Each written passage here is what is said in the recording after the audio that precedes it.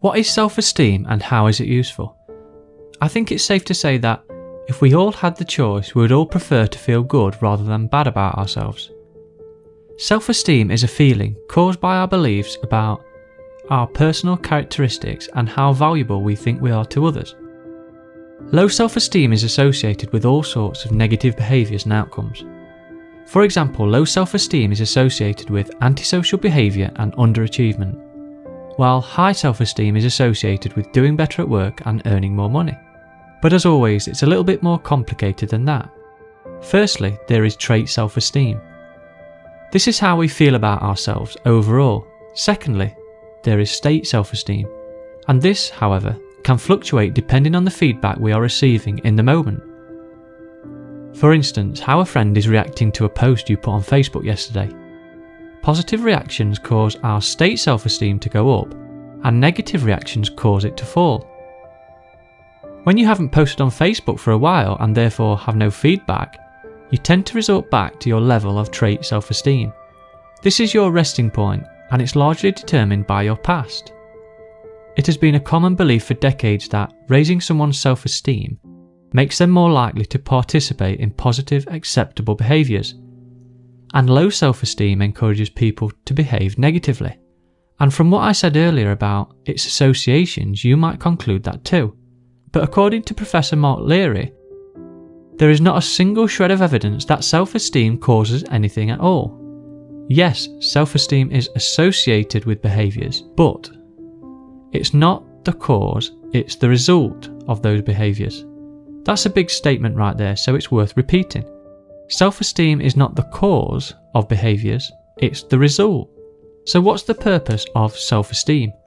And should we be concerned with it at all? Sociometer theory suggests that self-esteem is a gauge that monitors and makes us aware of how acceptable we are and how likely we are to be rejected. Remember, our brain evolved in an environment completely different to the one we experience today, and being rejected could quite literally mean we would not survive. If that was the case, we needed to care about how acceptable we were, and we needed an inbuilt mechanism that would let us know if something we were doing was acceptable or not. As a result, we are all concerned with what people think of us. So how does sociometer theory explain that self-esteem is not the cause of behaviours? Professor Mark Leary suggests that self-esteem is like the fuel gauge in your car. The gauge can indicate empty, but that's not what caused the car to stop. You forgot to get petrol on the way to work, and as a result, your gauge tried to remind you to behave in a more socially acceptable way before it was too late.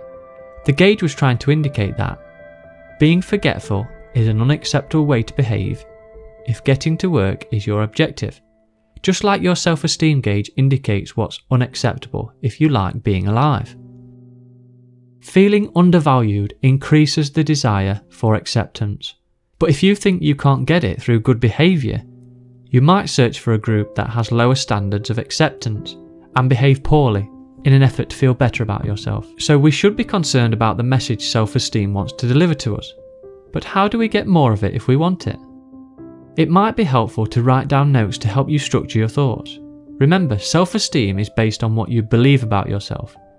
And I'm afraid if you didn't already know, beliefs are not facts. You could start by asking yourself what you like about your traits, behaviours and skills. If you can't think of anything, ask a friend or a family member. Alternatively, you could keep a thought diary. With each event you experience, write down your reaction and what you had to believe about the event to make you react that way. For example, one event could have been getting a question wrong.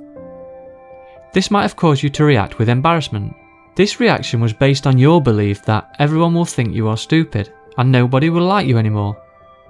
You could start to question and challenge that belief by asking, would getting a question wrong really cause everyone to dislike me?